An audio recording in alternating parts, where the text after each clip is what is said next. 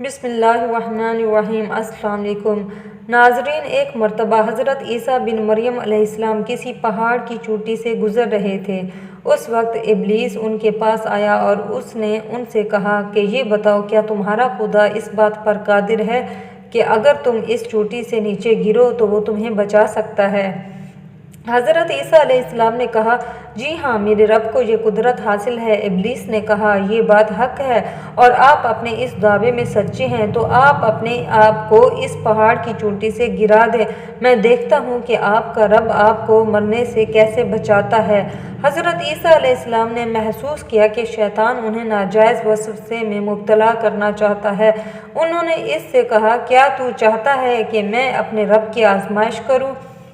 یہ علیحدہ بات ہے کہ مجھے اس بات کا یقین ہے کہ میرا خدا میری حفاظت کرے گا۔ اللہ کا ہر فرمان برحق ہے اور ہمیں اس میں شک کرنے کی کوئی گنجائش نہیں ہے، لیکن میں خدا کی آزمائش نہیں کرتا۔ کچھ دنوں بعد ابلیس ان کے پاس آیا اور ان سے کہا، عیسیٰ، تم تو اللہ ہو، کیونکہ تم تو مردے زندہ کرتے ہو اور غیب کا علم جانتے ہو اور لوگوں کو غیب کی خبریں دیتے ہو۔ حضرت عیسیٰ علیہ السلام نے اس کی بات کاٹتے ہوئے کہا، تو جھوٹ بکتا ہے، میں خدا کا بندہ ہوں۔ اللہ میری دعائیں قبول کرتا ہے اور اسی کے حکم سے مردے زندہ ہوتے ہیں، اور جہاں تک غیب کی باتوں کا تعلق ہے تو خدا مجھے غیب کی باتیں بتاتا ہے تو میں لوگوں کو اس کی خبر دیتا ہوں۔ جب ابلیس نے دیکھا کہ عیسیٰ علیہ السلام اس کے جال میں پھنسنے پر آمادہ نہیں ہے تو اس نے چیخ ماری اور ان کے سامنے سے بھاگ کھڑا ہوا۔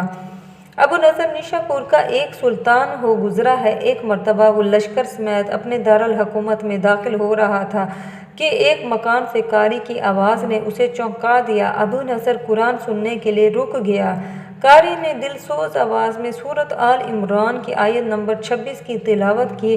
اس کا ترجمان یہ ہے، آپ کہہ دیں کہ اے اللہ، تو ہی مالک الملک ہے، تو جسے چاہے سلطنت عطا کرے اور جسے چاہے سلطنت چھین لے، اور جسے چاہے عزت دے اور جسے چاہے ذلت دے، تمام بھلائی تیرے ہاتھ میں ہے، بے شک تو ہر چیز پر قادر ہے۔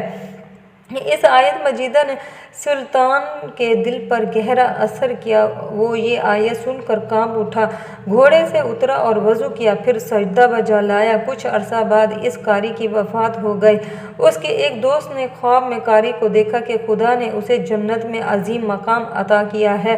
اس نے قاری سے پوچھا کہ تجھے یہ مقام کس وجہ سے نصیب ہوا ہے؟ قاری نے جواب دیا، میں تو ایک بدکار اور گنہگار انسان تھا، میرے نامہ اعمال میں کوئی خاص نیکیاں نہیں تھیں، مگر اس کے باوجود خدا نے مجھ پر خصوصی کرم کیا اور مجھے یہ مقام عطا کیا۔ اور خدا نے مجھ سے فرمایا، تم نے دنیا میں ایک سلطان کو میری عظمت یاد دلائی، اس کی وجہ سے میں آج تجھ پر رحم کر رہا ہوں اور تجھے بلند مقام عطا کرتا ہوں۔ جی ہاں، اللہ تعالیٰ کا فرمان ہے، تم مجھے یاد کرو، میں تمہیں یاد کروں گا۔ پرانے زمانے میں انطاکیہ شہر ایشیائے کوچک میں واقع تھا۔ اس شہر کی لمبائی 12 میل تھی اور اس میں انسانوں کی ایک بھاری تعداد قیام پذیر تھی۔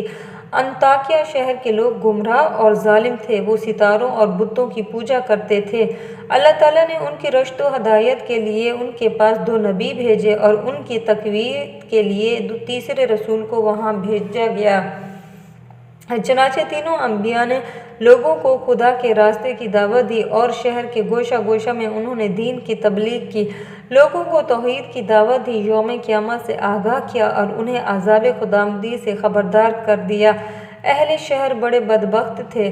3 انبیاء کی مشترکہ تبلیغی کوششوں کا ان پر کوئی خاص اثر نہ ہوا اور پورے شہر میں صرف 40 افراد نے دعوت حق کو قبول کیا۔ شہر کے دوسرے لوگوں نے تینوں انبیاء اور ان کے پیروکاروں کو پکڑ کر سخت اذیتیں دی اور ظلم کی انتہا یہ کی گئی کہ مظلوموں کی گردن میں سوراخ کر کے ان میں رسیاں ڈالی گئی۔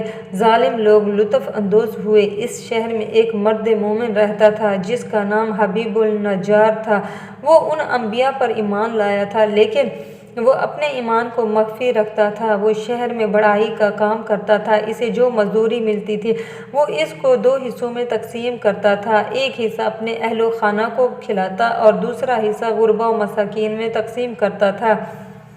جب حبیب النجار کو اس ظلم کا پتہ چلا تو انہوں نے اپنی قوم کو تبلیغ کرتے ہوئے کہا، اے میری قوم، ان رسولوں کی پیروی کرو، ان کی اتباع کرو جو تم سے کوئی اجر نہیں مانگتے اور وہ راہ راست پر ہیں، اور میں کیوں نہ اس ذات کی بندگی کروں جس نے مجھے پیدا کیا ہے اور اس کی طرف تم سب کو پلٹ کر جانا ہے۔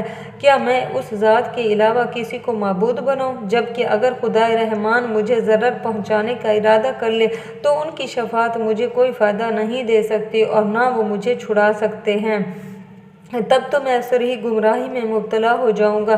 میں تو تمہارے پروردگار پر ایمان لے آیا ہوں، لہٰذا میری بات سن لو۔